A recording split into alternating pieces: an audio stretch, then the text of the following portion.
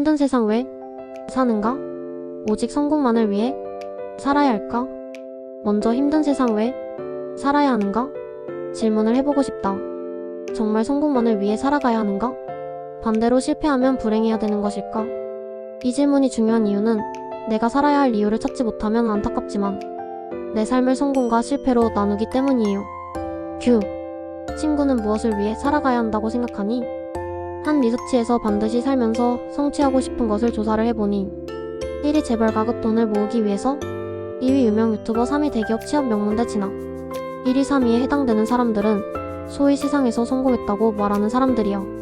수많은 성공들이 자신의 행복을 증명해주지는 못하고 있어요. 나는 무엇을 위해 살아가는가? 이 질문의 답을 찾으려면 먼저 나는 누구인가? 질문의 답을 알아야 합니다. 마이너스 내가 누구인지 알면 비로소 정말 행복한 삶을 살 수 있다고 성경은 말씀하고 있어요. 많은 사람들은 대박 인생 곧 로또 당첨되면, 인기 유튜버가 되면 무엇을 가져야만 행복할 수 있다고 말하지만 성경은 그렇지 않아요. 내가 누구인지 알 때 비로소 참된 행복을 찾게 된다. 내가 누구인지는 알 수 있는 방법은 나를 만든 분만이 분명하게 설명할 수 있다. 나를 만드신 분은 나를 누구라고 하는가? 이제 성경 말씀을 한번 읽어봅시다. 창세기 1장 27절. 하나님이 자기 형상 곧 하나님의 형상대로 사람을 창조하시되 남자와 여자를 창조하시고 사람을 어떻게 창조 만드셨다고 하나요? 하나님의 형상자. 그럼 이런 질문이 반드시 생겼었어야 했다. 큐. 그럼 하나님의 형상으로 만들었다는 것이 무엇일까? 힌트 나갈게요. 예를 들어 손의 형상을 무엇이라고 할까요? 장갑. 마이너스 손의 형상인 장갑을 만든 목적 있다. 장갑으로 전화하기 위해 만든 것이 아니다. 장갑으로 접시하기 위해서 만든 것이 아니에요. 장갑을 만든 목적은 손이 들어올 때 시작이 된다.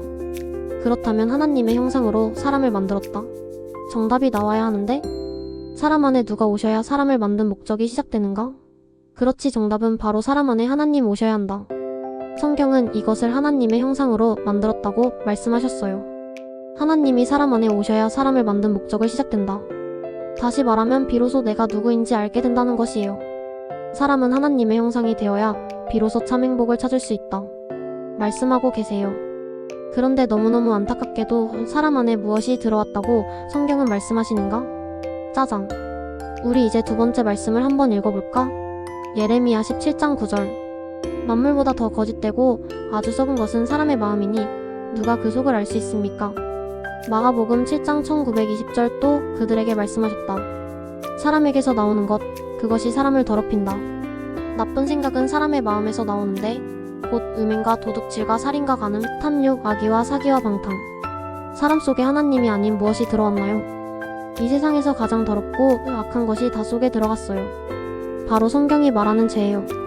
사람이 죄를 가지고 태어났다는 것은 죄와 따로가 아니라 죄와 하나가 된 채 태어났다고 말씀하고 있어요. 그래서 사람에게서 나오는 것은 다 죄밖에 없어요. 거짓말을 하면 안 되지만 거짓말이 저절로 나오게 되었어요. 욕을 하면 안 되지만 욕이 저절로 나오게 되었어요. 미워하면 안 되지만, 사기치면 안 되지만 저절로 마음의 미움, 사기, 질투, 원망, 우울, 간음, 악한 생각 등등 저절로 나오게 돼요.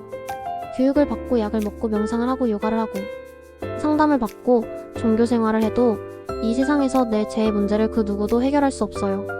그래서 성경이 외치고 있는 한 가지는 마음의 문제를 해결해야만 한다고 말씀하고 있어요. 어떻게 해결할 수 있나요? 이제 세 번째 말씀 읽어보자. 로마서 10장 9절. 내가 만일 내 입으로 예수를 주로 시인하며 또 하나님께서 그를 죽은 자 가운데서 살리신 것을 내 마음에 믿으면 구원을 받으리라. 오직 예수 그리스도만이 사람 마음의 문제를 해결해 주실 수 있어요. 어떻게? 자, 다음 읽어보자. 하나님의 방법, 하나님의 지혜, 십자가.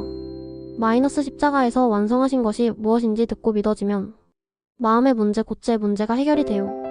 세 번째 질문, 여러분은 예수님께서 십자가에서 완성한 것이 무엇인 것 같나요?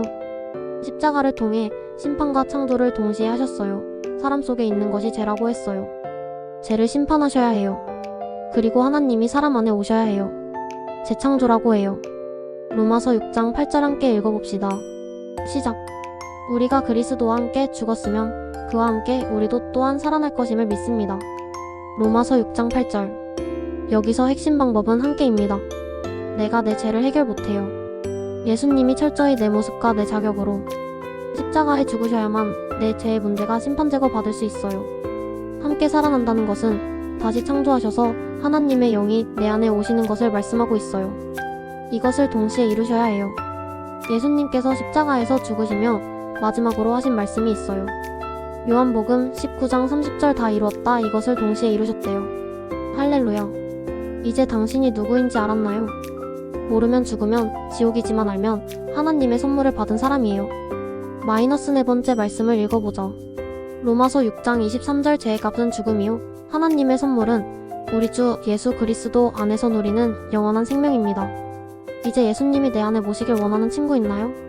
고백하고 싶은 있나요?